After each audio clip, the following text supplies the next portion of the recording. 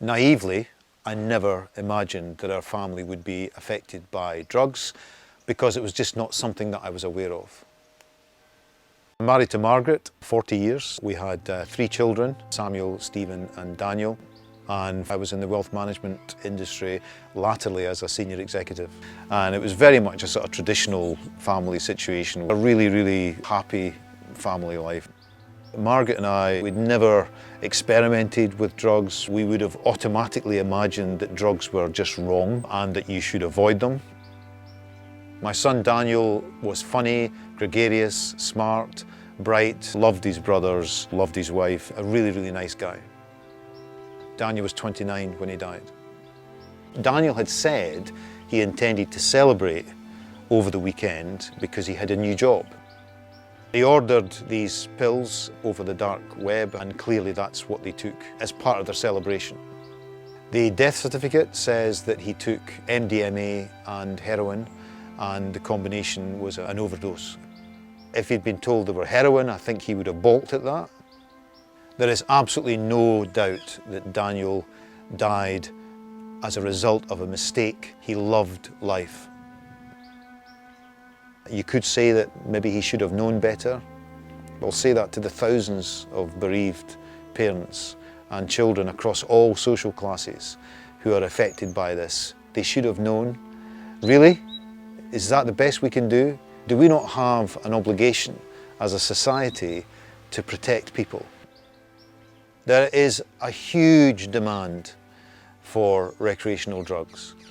How long will it be before we learn that drugs will always be in demand and people will always take them?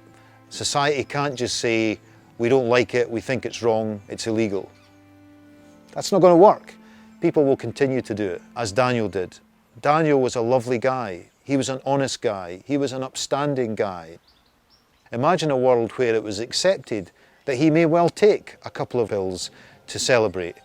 Maybe he would have gone down to a local chemist and maybe he would have bought these pills from a reputable pharmaceutical company with warnings on the box where all the ingredients were spelled out. And is it guaranteed that if he bought legal drugs, they wouldn't have harmed him in some way? Well, of course not.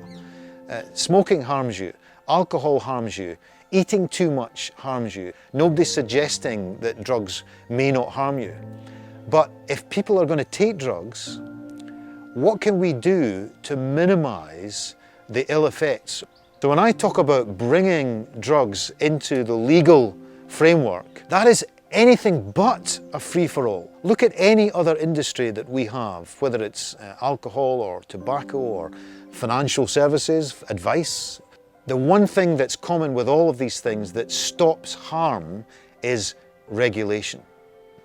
What society has done has put its hands on its ears and said, la la la la la la la, we're not listening, we think it's wrong, we don't want people to take drugs, and therefore it's illegal.